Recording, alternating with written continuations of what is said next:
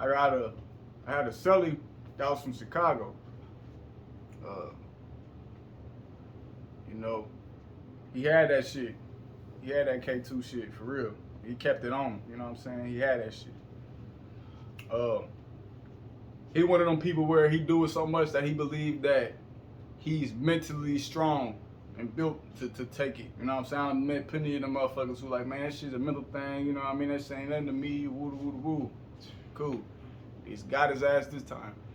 The nigga end up putting a nice piece. Now, straight up, people who don't understand what an ID is, you know what I mean? That's like this. This would be a sheet, a card, some K2. Spray on the paper.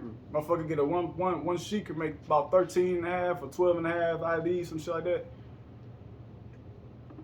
This is how much motherfuckers is usually trying to smoke, like that much. You don't need a lot. Just that much. You see what I'm saying? That man put the whole thing in a peasy. Yeah, he put the whole thing in a peasy, lit it up. I'm already high as a motherfucker off the little shit he gave me. I ain't need no more, I was cool. Shit, I'm discombobulated and shit. I don't know what was going on. Right? I'm on my bunk, get on my bunk, I start writing. Me and him start talking and shit. He go ahead and hear this shit. He standing on the bunk looking at me. You know, we talking and shit. Then all of a sudden, I notice bro keep on looking at his watch. He'll be looking up at me, shaking his head, because he listening to me. And then he'll go back looking at his watch again. He'll look back at me. And he goes shaking his head again. And I start peeping it. You know what I'm saying? After you done seen so many episodes off of K2, you start acknowledging and then analyzing motherfuckers' behavior in case they have an episode. So I'm peeping it. I'm watching him. I'm talking. And that's when I start seeing his motherfucking face start, like he having like an inside battle with himself. He holding on to the bunk, and out of nowhere his legs start turning into spaghetti. And niggas start going like this, like a hula hoop and shit. You know what I mean? I'm like, bro, you alright? He ain't saying nothing to me. He just like, and he keep looking at his watch, and then he keep looking up at me, and he's just like, I'm like, bro, you cool? He like, I said, okay. I said, big brother, go sit down. There's a chair right next to him. I said, bro, sit down. Before I know it, the man fucking fell out on my motherfucking bunk. I'm like, bro. I jump off. I'm holding him from the balcony, you know what I'm saying? I'm holding him like, hey, bro, you cool? He just. Before I knew it, this a big ass nigga too. Before I knew it, his ass just like motherfucking collapsed into the chair perfectly. All I seen was this man heartbeat from his motherfucking shirt, going like that from his motherfucking shirt. So fast, it's so active. This shit didn't make no motherfucking sense. I'm thinking to myself, he's having a heart attack or something. So I'm like, bro, you cool? Now, the rule is in prison, we don't hit the button for nothing. We don't alert the police about nothing. We want to keep them out of our business, especially some shit like that. But you don't want a nigga to die neither. You don't want a nigga to die in your room either. You know what I'm saying? So I'm giving them some time, cause he never really do this.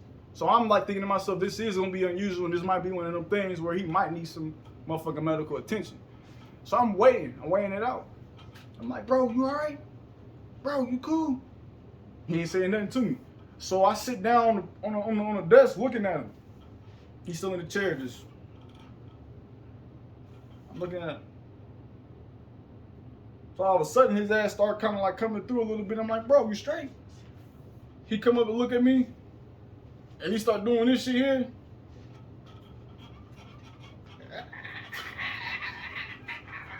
I'm like, oh shit, fuck no. Yeah, I did. I went to that fucking button. Pew. I'm like, bro, this nigga's about to die. He having a seizure. Then all of a sudden it seemed like that right there woken up his inner self, the part that ain't high, that part that's like hitting right now. And he started like kind of like coming through to seeing what was happening. Because see, when you push that button, it makes a sound. So I guess he started hearing that shit. Cause I'm like, man, this man about to die. I'm about to have that shit on my hands.